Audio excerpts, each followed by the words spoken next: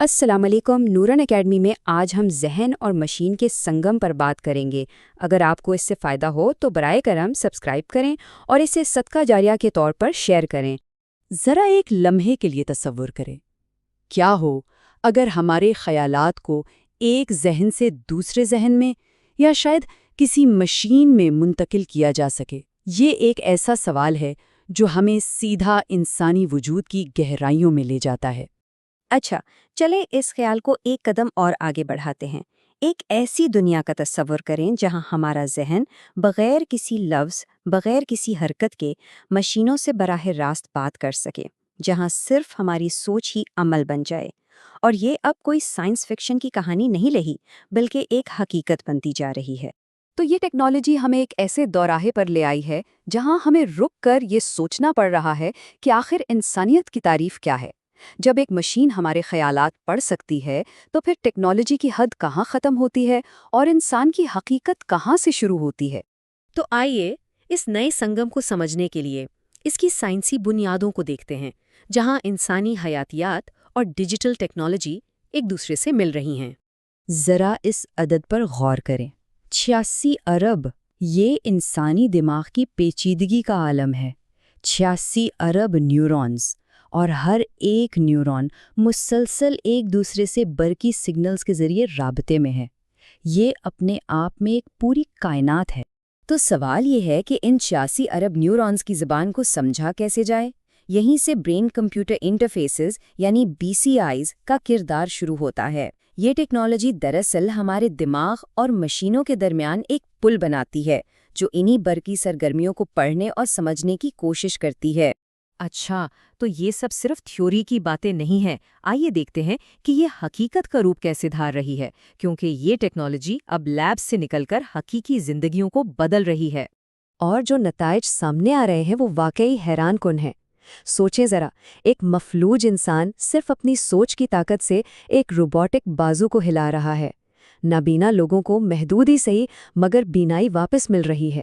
یہ صرف کوئی سہولت نہیں، بلکہ یہ انسانی وقار اور صلاحیت کی بحالی کا ایک نیا دروازہ ہے۔ تو ٹیکنالوجی کی یہ حیرت انگیز ترقی تو ہم نے دیکھ لی، لیکن ایک مسلمان ہونے کی حیثیت سے ہمارا فریم ورک کیا ہے؟ اسلام اس پورے معاملے کو کس نظر سے دیکھتا ہے؟ دیکھیں، اسلام میں عقل کو کتنی غیر معمولی اہمیت دی گئی ہے۔ قرآن مجید میں بار بار یہ سوال دہرایا گیا ہے، افلا تعقلون، کیا تم عقل استعمال نہیں کرتے؟ یعنی عقل کا استعمال خود ایک عبادت ہے، یہ اللہ کی دی ہوئی ایک نعمت ہے، ایک امانت ہے۔ لیکن یہیں پر اسلام ایک بہت واضح اور مقدس حد بھی قائم کرتا ہے، اور وہ ہے العقل یعنی انٹلیکٹ اور الروح یعنی سول کے درمیان کا فرق۔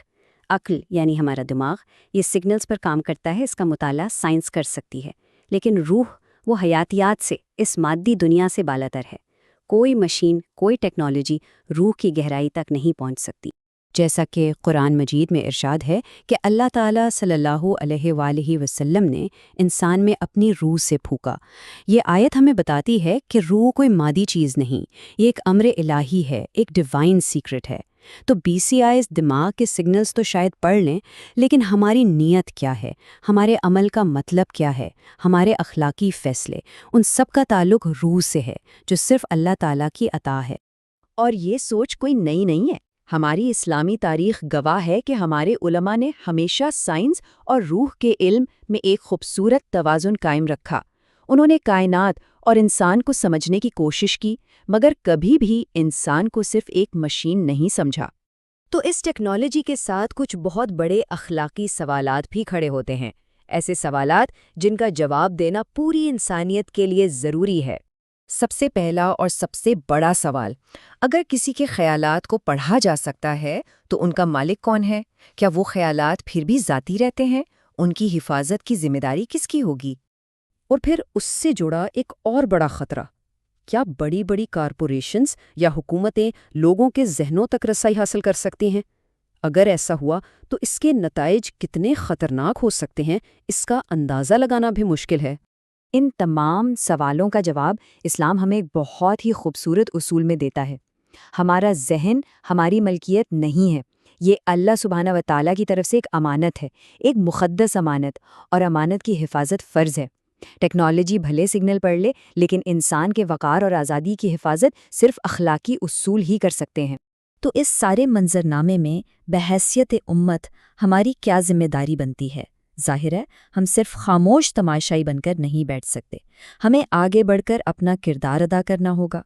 ہمیں ایسے نیورو سائنسدان تیار کرنے ہیں جن کے دل میں ایمان ہو، ہمیں ایسے انجینئرز کی حوصلہ افزائی کرنی ہے جو اخلاقیات کو مقدم رکھیں، اور ہمیں ایسے مفکرین کو آگے لانا ہے جو انسانی وقار کے محافظ بنیں۔ ایک بات ہمیشہ یاد رکھنے کی ہے، ہمارا ایمان جدت اور ترقی کی راہ میں رکاوٹ ہرگز نہیں ہے، بلکہ یہ تو ہمارا اخلاقی کمپاس ہے۔ یہ وہ روشنی ہے جو ہمیں صحیح راستہ دکھاتی ہے، اور انسانیت کے مستقبل کا کوئی بھی فیصلہ مسلمانوں کی شمولیت کے بغیر ادھورا ہے۔ صحیح نیت کے ساتھ علم حاصل کرنا بھی عبادت ہے۔ آج انسانیت ایک نئے دور میں داخل ہو رہی ہے اور اس کے مستقبل کی راہیں بن رہی ہیں۔ مسلمانوں کو اس کے معماروں میں شامل ہونا ہے۔ اگر ہمارے اسلاف نے اپنے دور کی دنیا بدل دی تھی، تو آج ہم اپنے آنے والے کل کے لیے کیا تعمیر کر رہے ہیں؟ پیشکش اور تخلیق، نوران اسٹوڈیو۔